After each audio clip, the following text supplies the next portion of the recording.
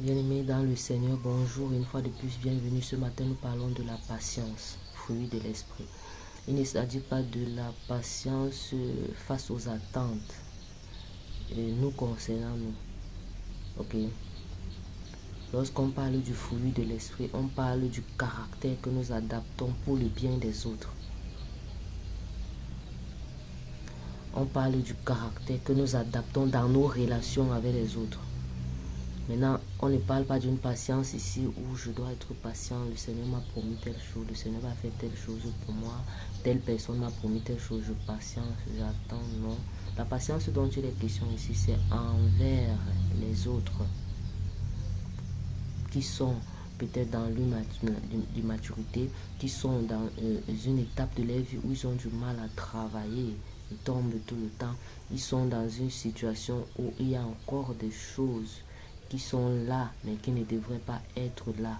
Ma posture en tant que frère ou soeur, ma posture en tant que leader, c'est de patienter, c'est-à-dire attendre, c'est-à-dire rester dans une posture de ne pas rejeter, de ne pas trop critiquer, de ne pas trop brimer et blâmer, mais d'attendre, de patienter que cette personne-là atteigne cette dimension. Alors, qu'est-ce que nous avons souvent l'habitude de faire, de mettre la personne de côté?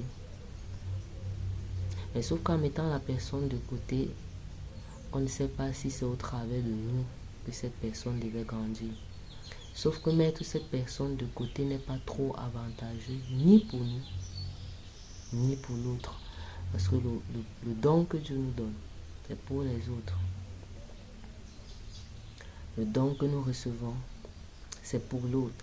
Ça veut dire que si je suis dans une disposition en communion avec le Seigneur un matin et il sait dans son omniscience que je vais rencontrer telle et que la chose qu'il faut faire dans la vie de telle personne c'est telle chose et que je suis disposé, le Seigneur me mandate parce que je suis disposé à rencontrer cette personne, à œuvrer pour que cette personne soit dans la dimension où je voudrais qu'elle soit, alors il m'utilise.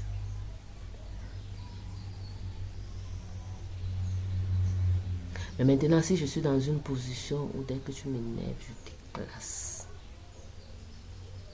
Dès que tu fais un faux pas, on n'est plus amis. On est d'accord qu'on doit faire attention au type de relation. Mais il n'est pas question, il n'est plus question d'abandonner une brebis sur le chemin parce que son pied s'est cassé. Il n'est plus question de dire que comme on était en train de marcher comme ça, il y a une brebis qui est sortie des 99 et qui est entrée dans le ravin. Tant pis pour lui, nous on continue notre route. Non, le Seigneur Jésus a dit, j'abandonne les 99 qui sont sur la montagne pour aller chercher cette seule brebis là qui a été égarée. Et quand je la trouve, ma joie elle est comment? Il n'est pas question que le fils prodige, parce qu'il a tout dilapidé, il est parti. Quand ça ne va pas là-bas, il revient. Et puis je lui dis, comme il est revenu là, il va lire l'heure. Il est question que dès qu'il revient, je suis en joie, j'organise un festin pour cette personne. Ce sont des choses réelles que nous devons manifester au quotidien dans tout ce que nous faisons pour Dieu. Si vraiment c'est pour Dieu que nous le faisons. Le Saint-Esprit est là pour nous aider.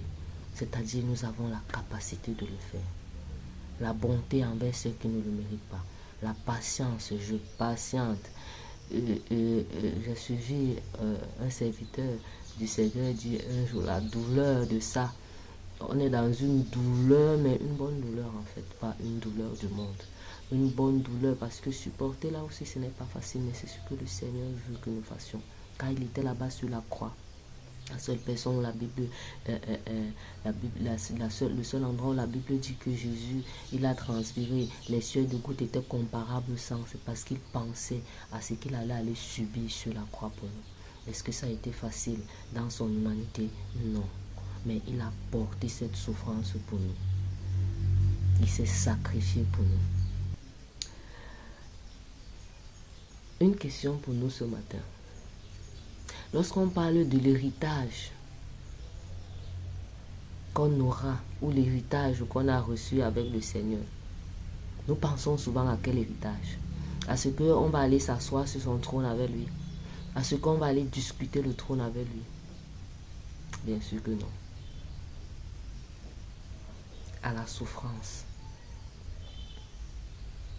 À cette souffrance que nous ressentons à l'intérieur lorsque nous sommes face à des situations, mais que nous supportons, laissant que le fruit de l'esprit se manifeste au lieu de notre émotion. Dieu vous bénisse. À la prochaine pour une nouvelle rubrique.